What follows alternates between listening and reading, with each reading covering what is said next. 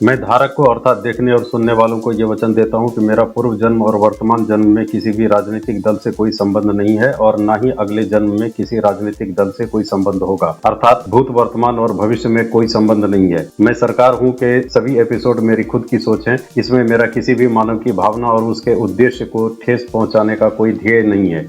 मैं सरकार हूँ।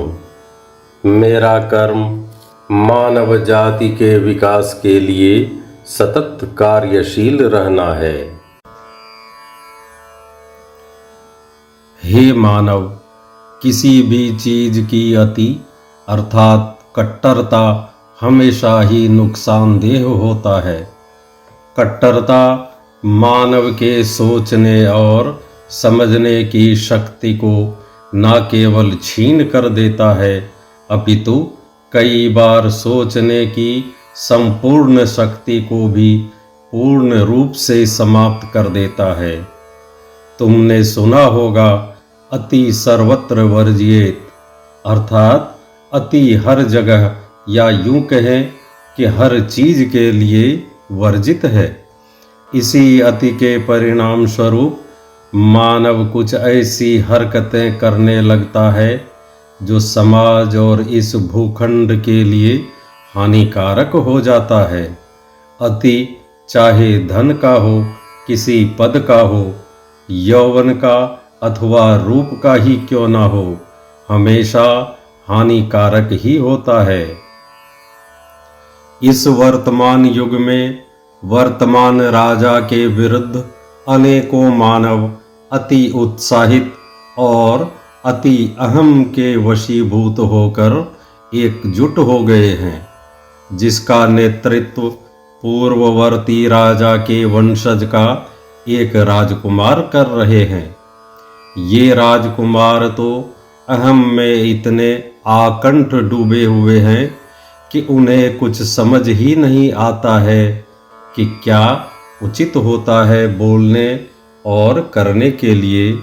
नतीजतन कुछ भी बोलते और करते रहते हैं और बाकी उनके सहयोगी उन्हीं के पद चिन्हों पर चलते चले जा रहे हैं।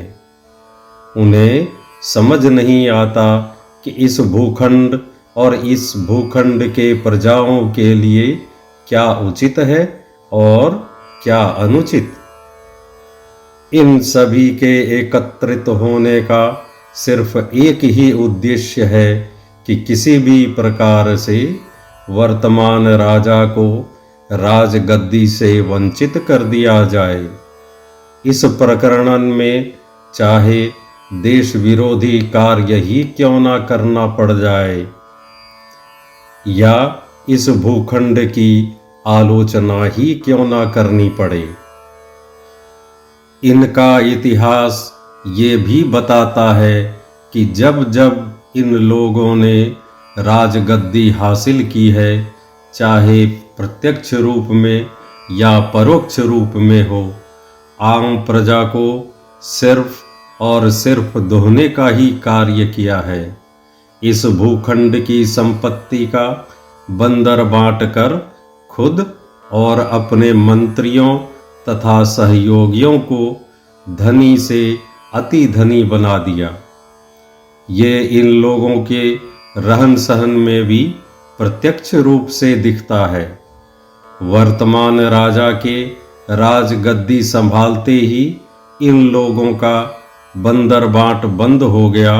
उसका परिणाम ये हुआ कि ये सभी खिसियानी बिल्ली खंभा नोचे की कहावत को चरितार्थ करते हुए कट्टरवादी बन गए और तिलमिला उठे हैं।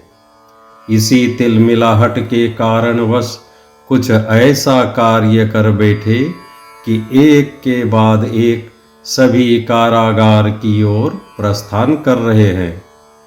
वर्तमान राजा का राजतंत्र ऐसा है कि कोई भी अति करने वाला या जो अपने राजकाल में आम प्रजा को कष्ट पहुंचाया है, उन्हें कारागार में तो जाना ही पड़ेगा।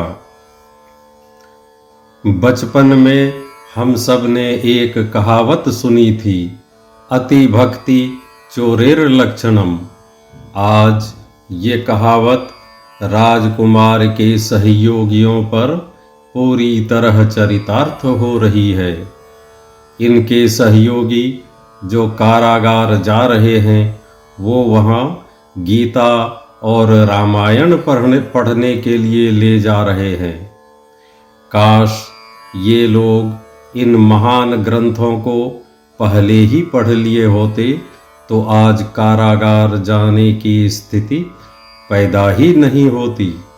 विडंबना ये है कि जो कोई भी राजकुमार और उनके सहयोगी क्षणिक अवकाश पर कारागार से बाहर आते हैं वो ऐसा दिखाने की कोशिश करते हैं कि जैसे कोई जंग जीत कर आया हो और उसने कोई अपराध ही नहीं किया हो। हे मानव, राजा अथवा राजकुमार का ये कर्तव्य होता है कि वो अपनी प्रजा को सुख में देखकर खुश और उनके दुख में दुखी हों। यही राजधर्म है। परंतु इन राजकुमार और उनके सहयोगियों ने तो प्रजा की दुख में दिवाली मनाई है और उनके आत्मलहू से होली खेली है। इस भूखंड का जो धन आम प्रजा में वितरित होना चाहिए था उससे इन लोगों ने अपना घर भर लिया। अब आज जब प्रजा उनकी बात नहीं सुनती है तो उनका तिलमिलाना तो बनता ही है। मेरी राय ये है कि राजकुमार और उनके सहयोगी वर्तमान राजा को कोसने के बजाय प्रजा के बीच जाएं, अपने विचार और लक्ष्य प्रजा के बीच रखकर अपनी ओर आकर्षित करने का प्रयास करें। परिणाम स्वरूप हो सकता है कि प्रजा वर्तमान राजा से विमुख होकर राजकुमार की ओर चले जाएं और शायद प्रजा उन्हें पिछले काल में उनके द्वारा किए गए अत्याचार को भूलकर उन्हें माफ कर दें, क्योंकि इस भूखंड की प्रजा बहुत भोली है। दो मीठे बोल सुनते ही पिछली बातों को भूल जाती है। अन्यथा जिस प्रकार से वर्तमान राजा आम प्रजा की भलाई के लिए लगातार कार्य कर रहे हैं तो ये आशा करना व्यर्थ हो जाता है कि इन्हें छोड़कर प्रजा राजकुमार की ओर जाएंगे, क्योंकि वर्तमान राजा की ख्याति न सिर्फ इस भूखंड पर अपितु संपूर्ण ब्रह्मांड में दिन दूनी और रात चौगुनी बढ़ती जा रही है। सो हे मानव, तुम्हें चाहिए कि अपने सगे संबंधियों के साथ साथ समाज और इस भूखंड के लिए कार्य करो और उचित राजा का चुनाव करो जो तुम्हारी आने वाली पीढ़ी के लिए मार्ग प्रशस्त करे और तुम्हें कट्टरवादी अथवा अतिवादी लोगों से बचाए और स्वयं तुम्हें कट्टरवादी बनने से रोके। धन्यवाद।